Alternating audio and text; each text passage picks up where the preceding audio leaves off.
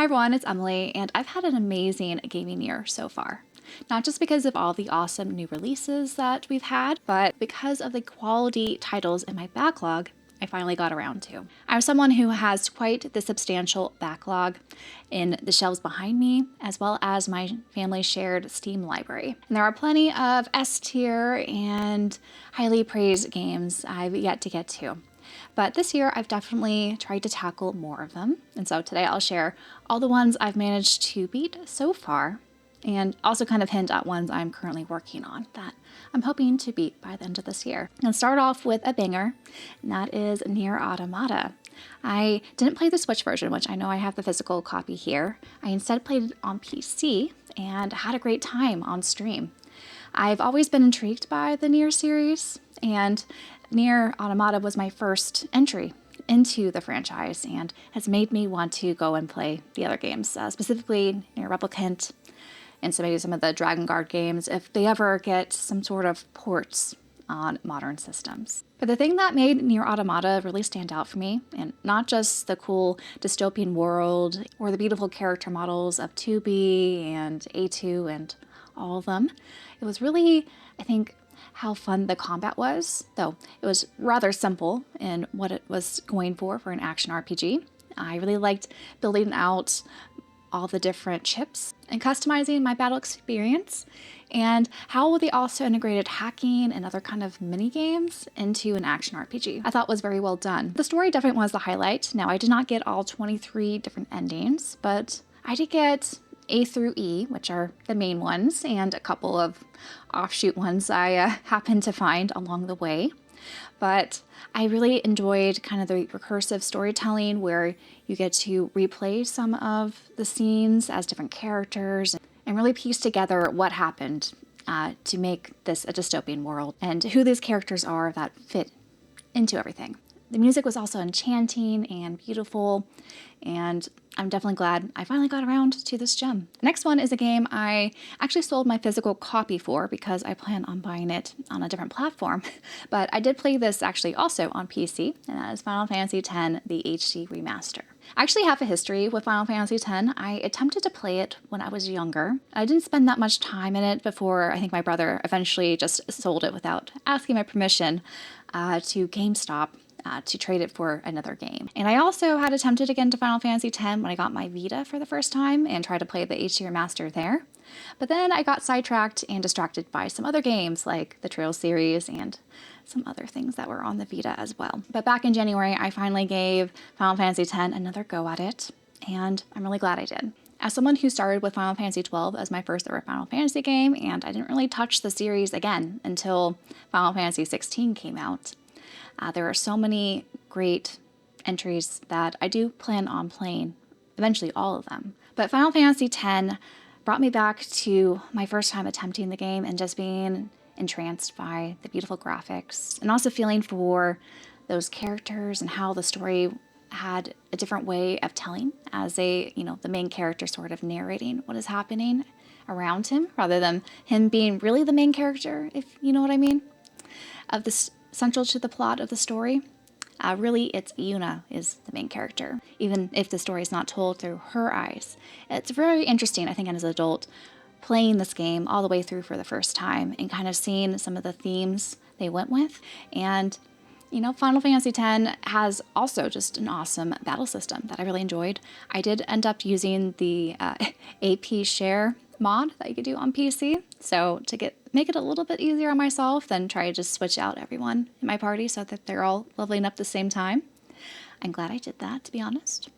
But it was fun. Some of those boss fights, especially towards the end, were very challenging, but very satisfying once I overcame them. And there's just, again, something special about the Final Fantasy X world and storytelling approach, and of course, just overall themes that really resonate with me, I think, today. Because there are definitely some elements in that story I'm really curious how I would have reacted to as a teenager compared to now. I guess I won't ever know that, sadly, but again, as an adult, I'm really glad I played it, and Final Fantasy X is now up there for me as one of the best JRPG stories. Speaking of another game that's a little bit of a throwback, because while I never played this game before, I did watch a little bit of it, and that is Portal. This is, of course, an iconic game, and another one I'm glad I got to experience on stream.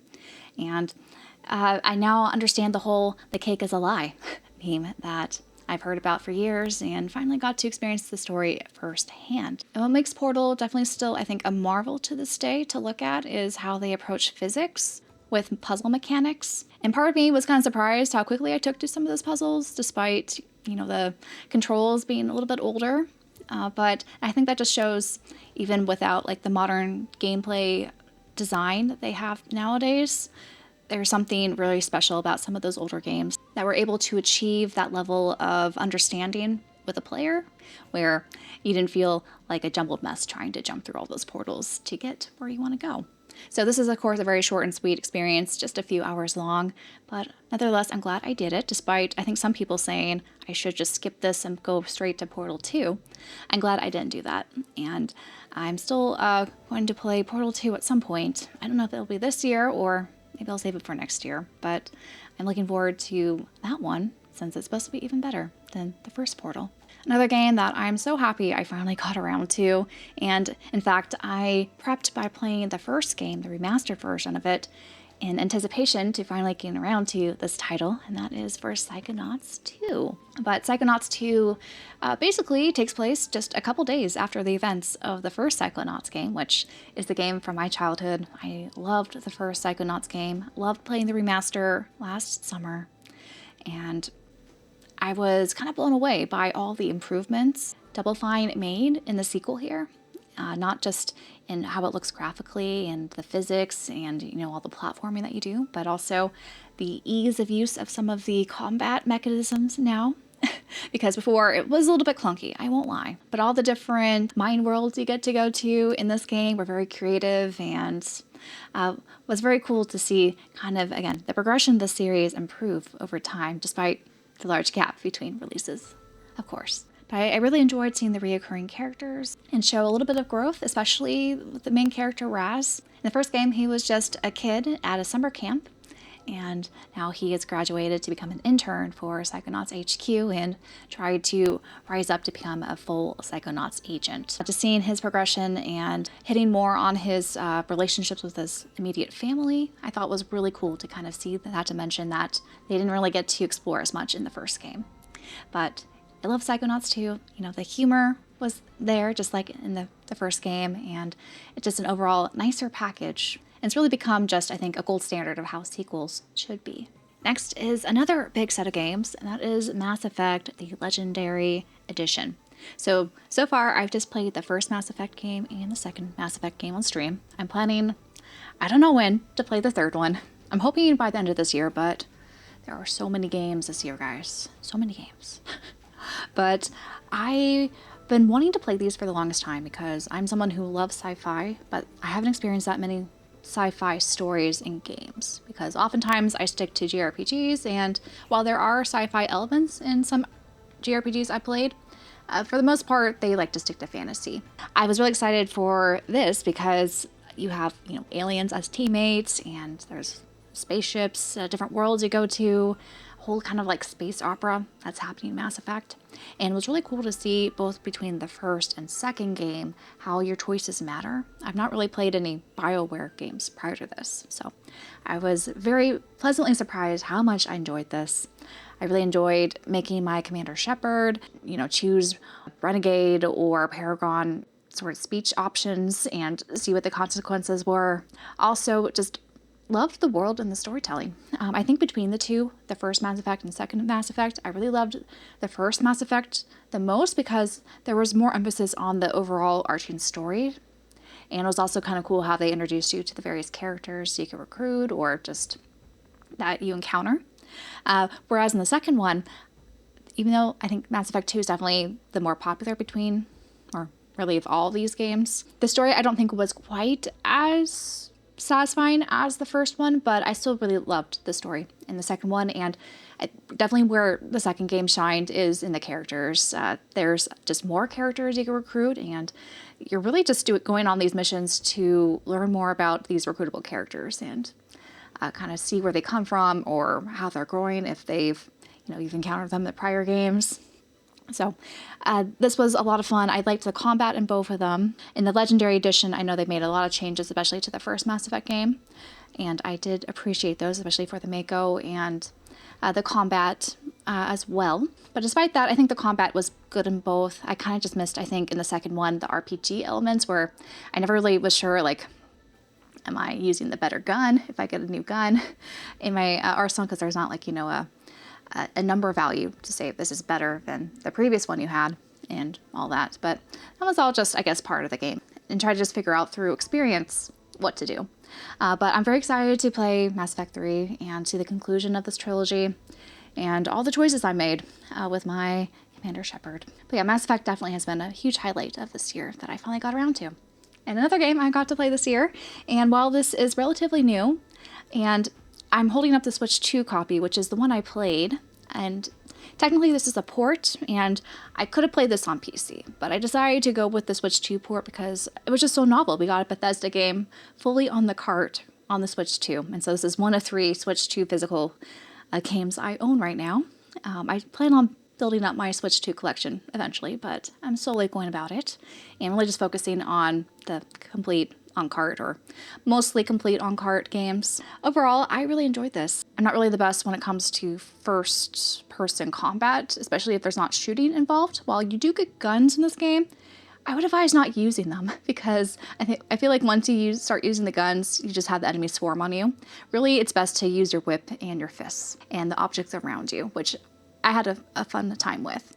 But I kind of felt like I was just transported in one of the original Indiana Jones movies, and that was really cool to see, like cinematically, where the story was going. They added some sci-fi twist into it, which was interesting, but kind of fit where you got to kind of just, you know, travel around the globe and see all these amazing sights as Indy and try to solve all these different puzzles and make sense of how things in the past affect the present. I had a great time with this, you know, sneaky, like I'm usually not one for stealth games, and there's quite a bit of stealth in here, but it was very satisfying, you know, taking out all the fascists or the Nazis and solving various puzzles and things like that. So I highly recommend this game if you've yet to experience it yet. Now for another heavy hitter, and that is Final Fantasy VII Rebirth. I have the reversible cover on, for those curious. But I did actually play my PS5 copy. Part of me was kind of regretting doing that because it was not the smoothest experience. I had to downgrade it on there. So visually, it would have been better on PC, or at least my PC. But regardless, I really had a good time with this. I had played Remake and Integrate last year, and it was really cool what changes they made to Rebirth. Not only just content-wise, but the parts of the Final Fantasy, like OG story that they're building upon. There were so many awesome locations that were in the original that we get to see fully realized in 3D and a livable, breathable sort of world. There were a ton of minigames in Rebirth, and I did participate in quite a number of them. Overall, the main story had a lot of emotional depth that I really appreciated, and it makes me even more excited and pumped for Revelation that's coming out next year. I know, of course, there's going to be a split fandom of people who don't see this really as a true remake, and it shouldn't be, really. It's a reimagining, if anything, of the original creator's intent. And I thought what they accomplished here was really cool. I really liked the combat. I think the combat felt a lot more comfortable for me to use compared to remakes, especially just for a few characters. I think they played very well. Here, they really made all the characters feel a lot more playable or player-friendly to kind of pick up and switch on the fly. And that was a lot of fun to do. Yeah, I'm again, just happy I finally got around to this. And on stream. So it was a very long stream session playing through this game, and I did end up skipping some of the mini games and side stuff towards the latter half because of just how much content is in this dang game. But overall, very, very happy with playing it, and again, looking forward to Revelation. And yet another game that I played on my PS5 was God of War 2018. I've been meaning to play through the new God of War games for a while now, and finally glad I bit the bullet. I decided after seeing the trailers for the new God of War game, Lefay, that's coming out next year, that, you know, this is finally the time I should buckle down and play them. And I did play the original PS2 game way back in the day, we're talking like 20 years ago. So my memories of that, very hazy, and I just kind of remember it being more frantic and a little button mashy as Kratos, and just how he was like a rage machine. But it was really cool to see kind of that transformation of his character in the original, and how he's kind of had to fill the shoes of fatherhood, and the story between his son and him, and their kind of journey as they try to put the son's mother to rest. So I thought it was a very touching story, and they really played on different emotional aspects, I think, very well. And it was also beautiful on the PS5. There was like a free kind of like upgrade feature. If you just insert the PS4 disc into your PS5, you get, and it was stunning. Very, very pretty. And the combat also felt very good and fluid. I really liked how there are different options you had. Like, the further you get in the game, there's some things, more things you could do than kind of meets the eye, and how customizable your experience is with like the different skills you could use, or the equipment you get. So many cool things in this game, and I do want to play Ragnarok at some point. I don't know when, but eventually I plan on playing it. Now, kicking back more to an old school title, I finally got to play Final Fantasy VI on my Let's Play channel this year.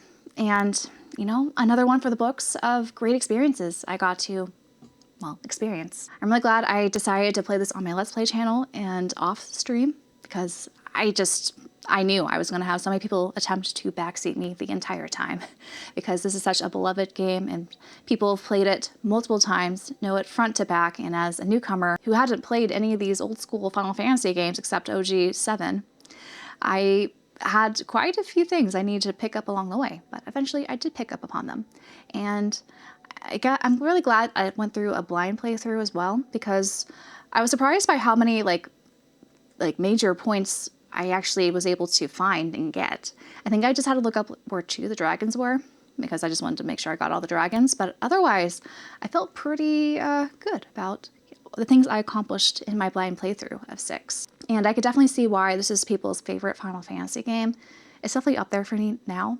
I want to make a whole dedicated video about my experience with Final Fantasy VI. I've been delaying this because I'm trying to figure out the best way to convey my thoughts about this game, because I have many thoughts about this game. But overall, I really had a great time playing this. I want to play other games in this collection. I don't know if I'll do that on stream or off stream in my Let's Play again. But the different characters I really liked in Final Fantasy VI.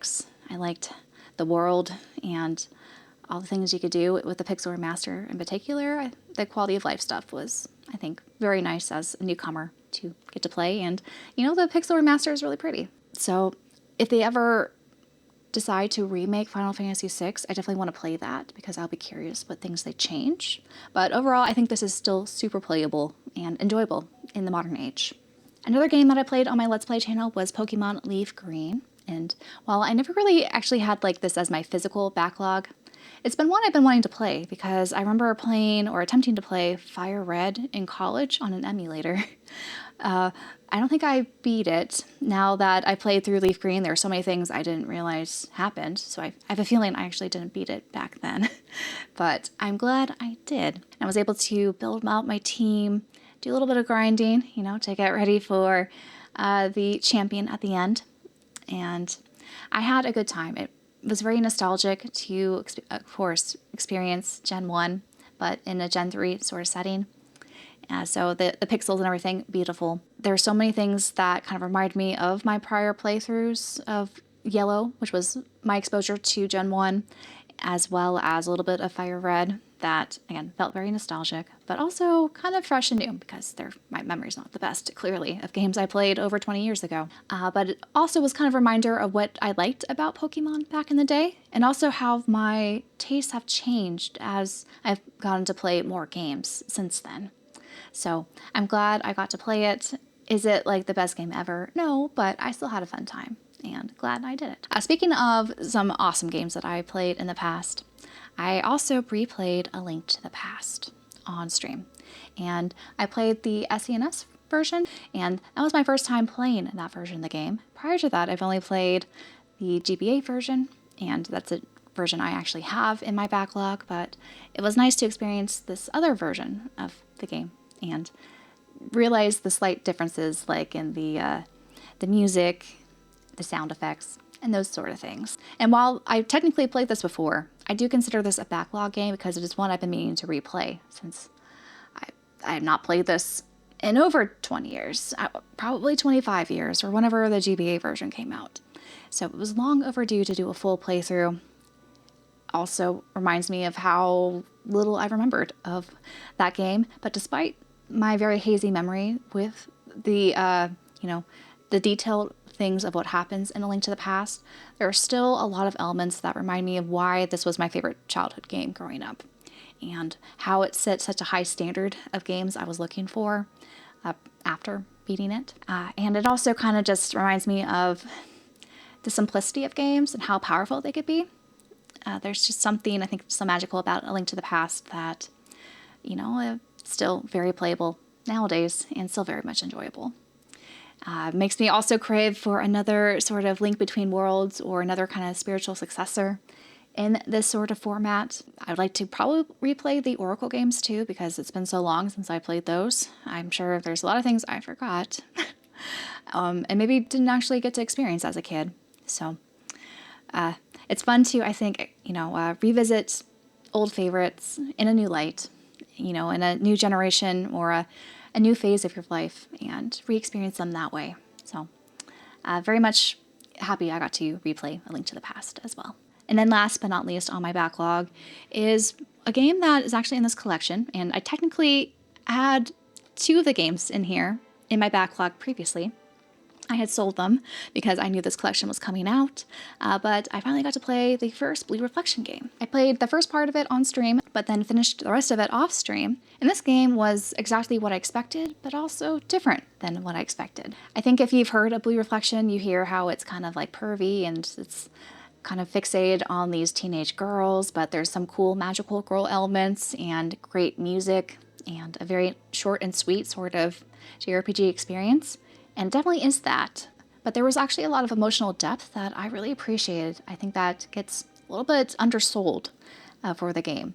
I don't know if it's because maybe I was a teenage girl, so there are some things I very much related to some of the story beats that happened in the game, and some of the emotional baggage or the things that they were going through that gave them a lot of anxiety or fear. So I found that actually pretty refreshing to see in a JRPG, despite, me not necessarily being relatable as an adult to have those same emotions, but kind of bringing me back to how I had felt as a teenage girl back in the day. But yeah, I'm really glad I picked up the Quartet collection, and I plan on playing the other games in here. I'm still a little unsure about the 2 games that are new to this collection because I've heard not so great things about them, but I'm probably gonna still experience them and then get to Blue Reflection's Second Light, which I hear is amazing and even better than the first game. But those are all the games that I got to play this year that were in my backlog.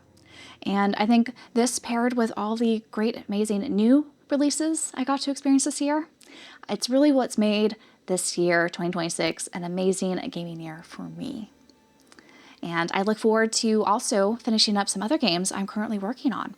So right now I'm playing Persona 5 Royal on stream and hoping to wrap that up soon, hopefully before September, mid-September happens, because I have lots of plans for mid-September. And I'm also replaying through some other of my favorite games, like the Kingdom Hearts games. I'm about to finish the first one and play through the series in anticipation for Kingdom Hearts 4 to come out next year, as well as Xenoblade Chronicles 2, the Switch 2 upgrade version. I've been playing through on my own and loving every second of it. It's one of my favorite games of all time. So I'll have to see what happens for the rest of 2026, but regardless, this year has been just filled with so many amazing gaming experiences, and it makes me excited for next year, even if there's not a lot of, new titles that I'm looking forward to, which, to be honest, there's too many titles right now that I know of I'm looking forward to in 2027.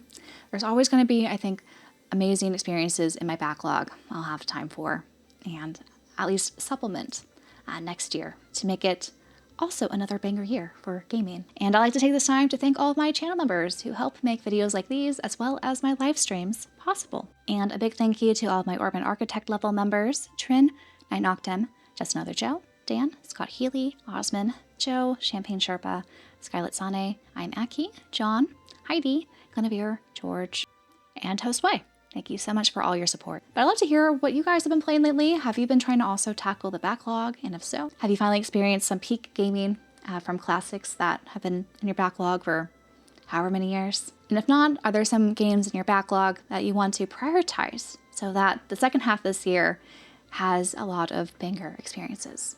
I'd love to hear. And until my next video, y'all take care.